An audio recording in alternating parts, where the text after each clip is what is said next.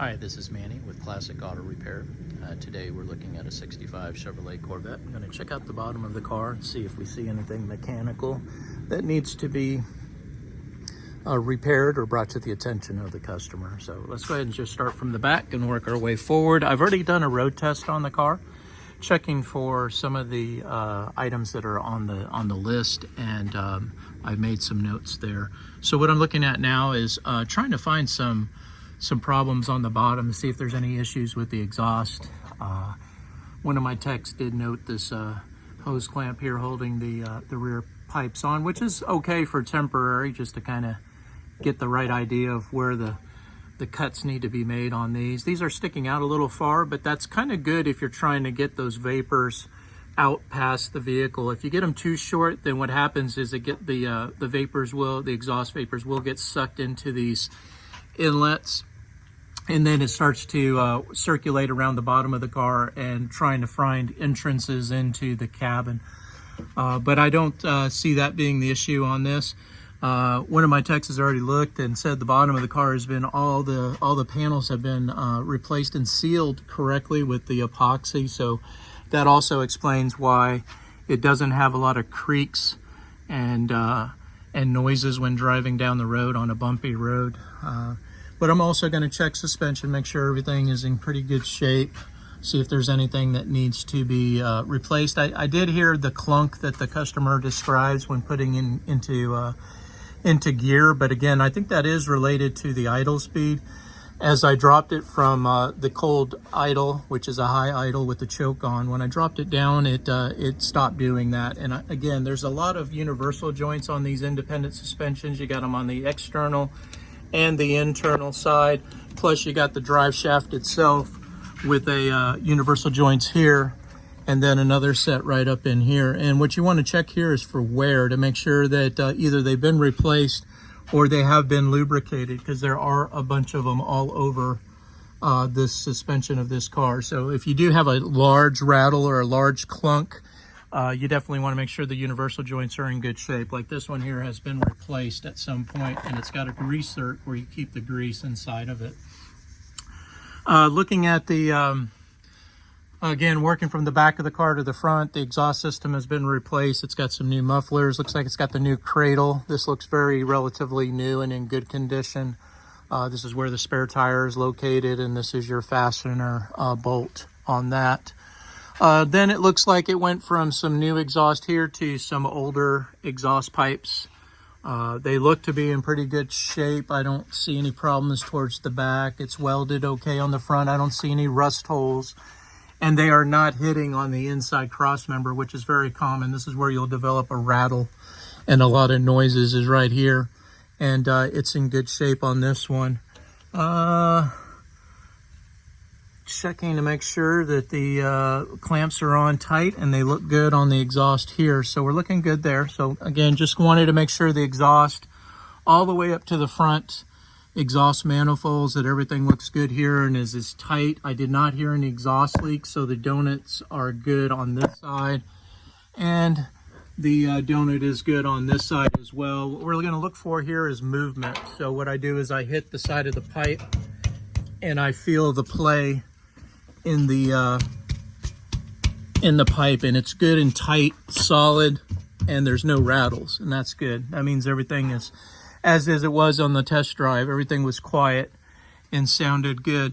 What I'm looking for are things like this, where you have something coming into the floor pan of the carpet. This is the carpet is right above this, and you want to seal this with silicone so that you don't get any vapors up inside there.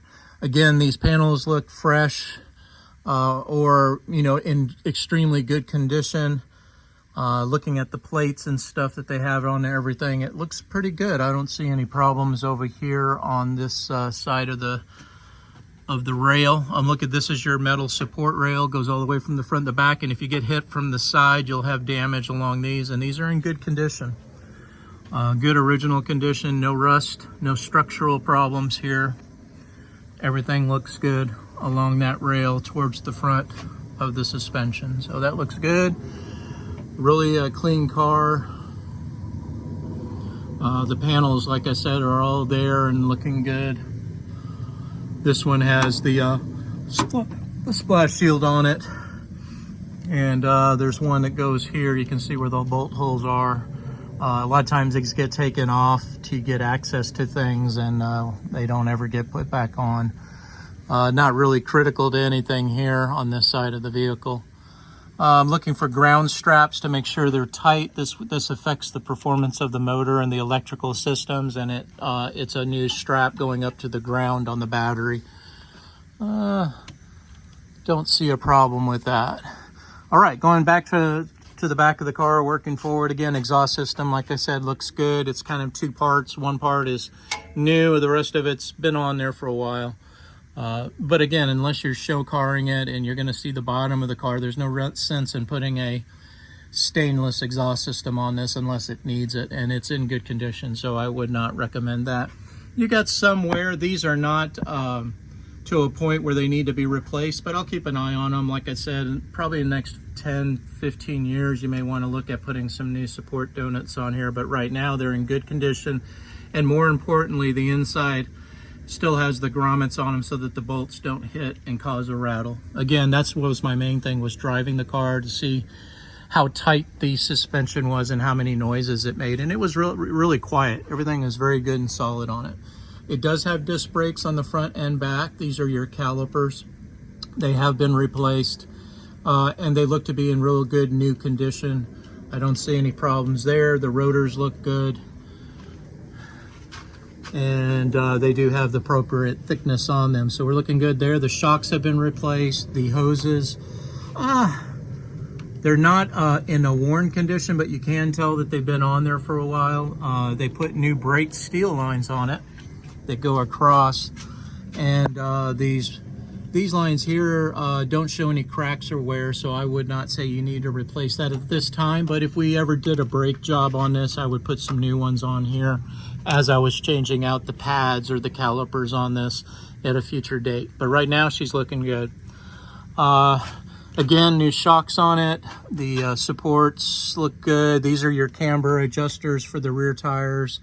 The suspension geometry, we've done a lot of these, and these have the original eccentric washers on them with the locks, so everything is good and tight here and in the right position. All right, emergency brake system is connected.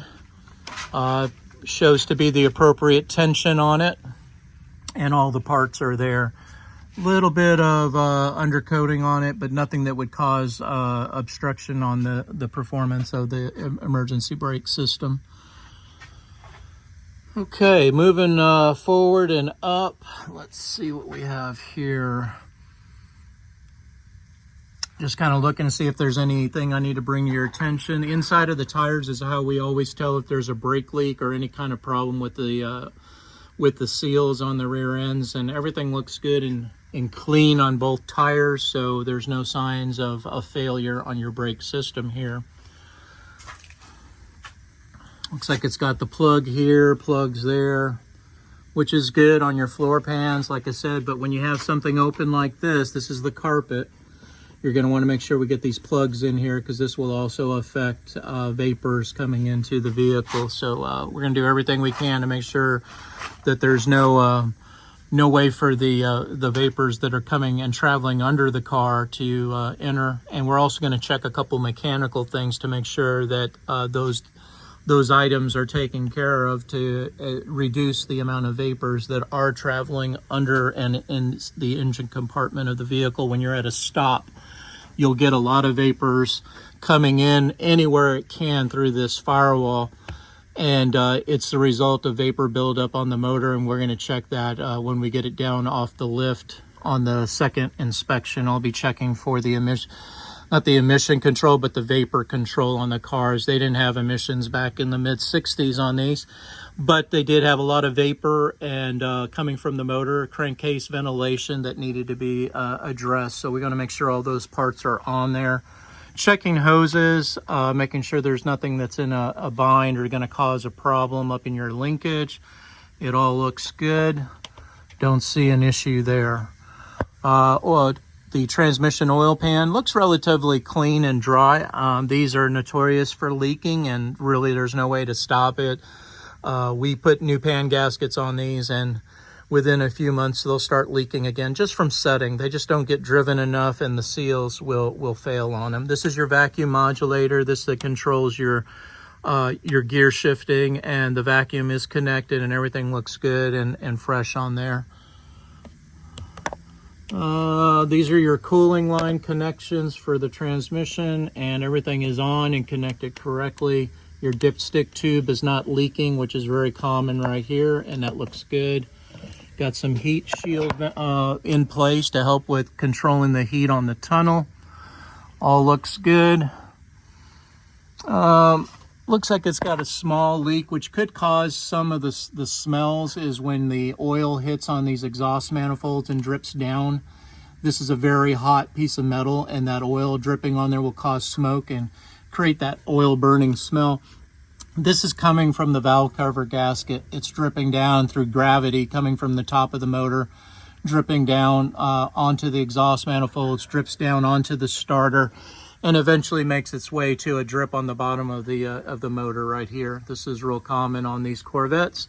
On the other side, you have a little more access, so you can kind of see clearer to see if there's any indications of oil. It looks clean on the back side. I don't see any oil drips along the block or the engine oil pan, so I think your driver's side is looking good. But I would make a note of the passenger side valve cover gasket as being a failure there, and might be problematic to the vapors that you're smelling. I can't say that's what it is, but that is obviously, if you have burning oil under your hood, anything you can do to reduce that, not only for fire hazard, but also to reduce the vapor smell, is a good thing. So again, like I said, I think a lot of this oil that I'm seeing here is one of two things. It's possible that I can't really tell if it's coming from the top of the drain plug. Check to make sure this has a seal on it the next time do an oil change. Got to make sure that it has a seal on this and that it's tightened correctly. That way you don't get any drips at all on the bottom. This is very minimal, so I'm not going to be concerned at this point, but the next oil change we'll make sure to address that. It does look like it's had a fresh oil change. Oil filter looks brand new. It doesn't show any signs of leaking, so they put that on there correctly, and there's no fault in the seal, the oil filter seal. All right, so again, this side looks good. Looks like the spark plugs are new, so the motor's been tuned or updated not too long ago, and that's a good thing that you got new wires on everything and that they're routed correctly away from anything that can create heats or shorts in the electrical spark to the spark plugs. Steering coupler looks good. I don't see any leaks on your steering gearbox. Looks in good shape. This is the bottom of the master cylinder. Looking for any leaks. I don't see anything present, so everything looks good on your brake system from the master cylinder. Your pitman arm looks good. These are your control valves for the power steering, and your control valve, your ram for the hydraulic power assist on your steering. These hoses are notorious for leaking, and they have been replaced with new ones, which is a good thing because that just makes them last longer. And they're not leaking at the pump, which is very common right here to have a fault in your pump seal. We usually replace these pumps pretty often on these Corvettes. The return hose looks good, no leaks on it, and no leaks on the pressure side as well. So control valve looks like it's in good condition. This looks like an original control valve. Hasn't been rebuilt or repaired. These will leak over time, so kind of keep, if you start seeing drips along the bottom or on your carport that's red, that's not near the transmission, more than likely it's your control valve right here that is leaking. And they do sell these where you can just swap them out. Suspension on these old cars does have grease zerk, so you want to make sure when you get your oil change that they are lubricating all your ball joints, your tie rod ends. All of these need to have grease in them to work correctly. New cars do not have these, so a lot of oil-filled places will not even look for these or have the knowledge to lubricate the suspension. Bring it to us, and you know that it gets taken care of and everything is inspected and checked for any kind of faults or failures. There's also a zerk up here on the ball joints here, as well as there's one up on the top of that ball joint up there. Calipers have been replaced on the front. The brake calipers, the hoses have been replaced. Rotors are in good shape, pads are in good shape. I don't see any concerns on the brake system at this point or during the road testing. This is the bottom of the fuel pump. It's got a mechanical fuel pump on it. I don't see any leaking fuel. Do see a little bit of oil right here along this front. These are your transmission cooler lines that connect to the radiator, and it looks like this hose right here has a fault on both of these hoses. So the hydraulic oil is creeping down these lines and ending up right here as a drip. So these are those old style clamps. I would recommend removing these and putting a double stainless hose clamp on them, and that'll secure these better. As long as the hoses are in good condition and still pliable, that should seal those leaks right there. The sway bar suspension bushings are wiped out. You can see that right here. They're pretty much gone, missing some pieces. Doesn't look like they changed it out when they did the rest of the suspension repairs on this car and upgrades. So I would recommend, these are crushed, and this will cause rattles when you're going down the road, the sway bar end links. So it's a real inexpensive and easy fix to put these new bushing kits on these. And these ones on the pivot points are in good condition. They tend not to wear, and they're okay. There's no cracks on them, but the end links are wiped out. Okay, so this side, brake system same way. Calipers new, hoses new. Looks like a ball joint was replaced here. Front shocks have been replaced. Looks like original coils, suspension coils. Radiator under shroud has been replaced with new parts. You can tell right here. All of this is new. Usually a lot of this stuff is rusted out, and this is not. It's in good condition. Looking at the bottom of the radiator, I don't see any problems or like I said, rust outs here on the lower radiator. It looks like it's been replaced, so you're in good shape there. It's got some new hardware, bumper brackets, hardware, turn signal harnesses, park light houses, bumper bracket connections are all new. So it looks like they put some money and time in making sure that the front components were replaced. But on the mechanical side, like I said, there's just a few things. It looks like it's got the original bushings on the lower control arms. Not critical yet, but at some point you can get someone to build your front end suspension. It drives so good and it is so tight, I wouldn't have this as a concern. But if you get excessive tire wear, part of the problem can be that the alignment will be off because these bushings are not to the original specs anymore because they've been worn out, or the rubber is missing, causing a change in the specs on the geometry for your alignment. Okay, so we're looking at that. We've gone over most everything there. Belts look like they're new. Like I said, front of the oil pan has a small seep, but nothing to be concerned about. It's very small. You're not going to fix these leaks on these old Chevrolet motors.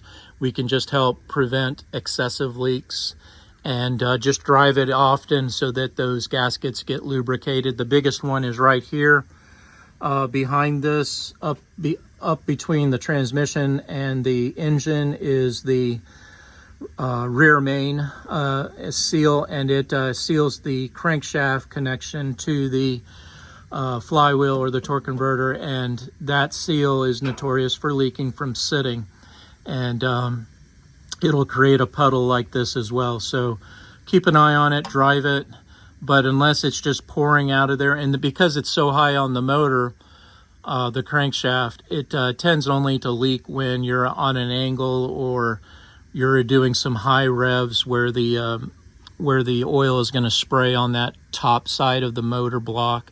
But like I said, very expensive to fix because you got to pull the motor out, or you pull the transmission, or both. And when you fix them a few months later, 6 months later, you'll have another leak develop. So it's not really a good use of spending money on. Unfortunately, the technology that they had back 50, 60 years ago just is nothing like a new car that doesn't have those leaks, because they just totally changed the engineering of how they seal a motor. So unfortunately, we just we try to do what we can as we would have back in the 60s and 70s when we were repairing these cars. There's you know, a definite protocol that we use, and we also manage expectation as to what can be fixed on these cars. All right, so moving back to the back, like I said, starter isn't fresh and new. It looks like it's been on there a while. Doesn't sound like it needs one. So again, unless I see a fault or a reason to repair something, I'm not gonna just, you know, swap out a part. It's got to be something like a failure, like this valve cover gasket leaking down, causing a problem. Those are the type of things that we want to get addressed and offer some solutions. This is your expansion valve for your air conditioning. And this should be insulated. This should have some black sticky tape on it, because this is a very cold, this is where the Freon gas changes from hot to cold as it goes through a very small orifice using a needle, and creates the chemical reaction in the Freon gas, which creates the cold that you feel inside. But this should all be sealed and covered, because this needs to be cold. Otherwise, you'll get a blockage in here from the heat of the exhaust manifolds right next to it. So one of the things that we probably want to address on the repair list. All right. Don't really see any other problems. This is an original OEM AC system, so there's a lot of areas where it can leak, like up here on this. It's kind of hard to see, but where I'm pointing my end of my pointer, there's a valve up there, and they're notorious for those seals leaking up there. Very expensive to fix, because you can't get to a lot of this stuff without taking a lot of parts out of it. All right, I believe that's all I have on the bottom of this car. It's in, like I said, very good condition, restored, and someone's gone through and replaced a lot of things. You can tell the gas sending unit up here is new and fresh, no leaks on it, but this is your fuel sending unit for the gas gauge, and there's a float that registers the level, and it's brand new. So like I said, everything was looking good under here. This is Manny with Classic Auto Repair. Hope you enjoyed watching this inspection on this 65 Chevrolet Corvette. Have a great day.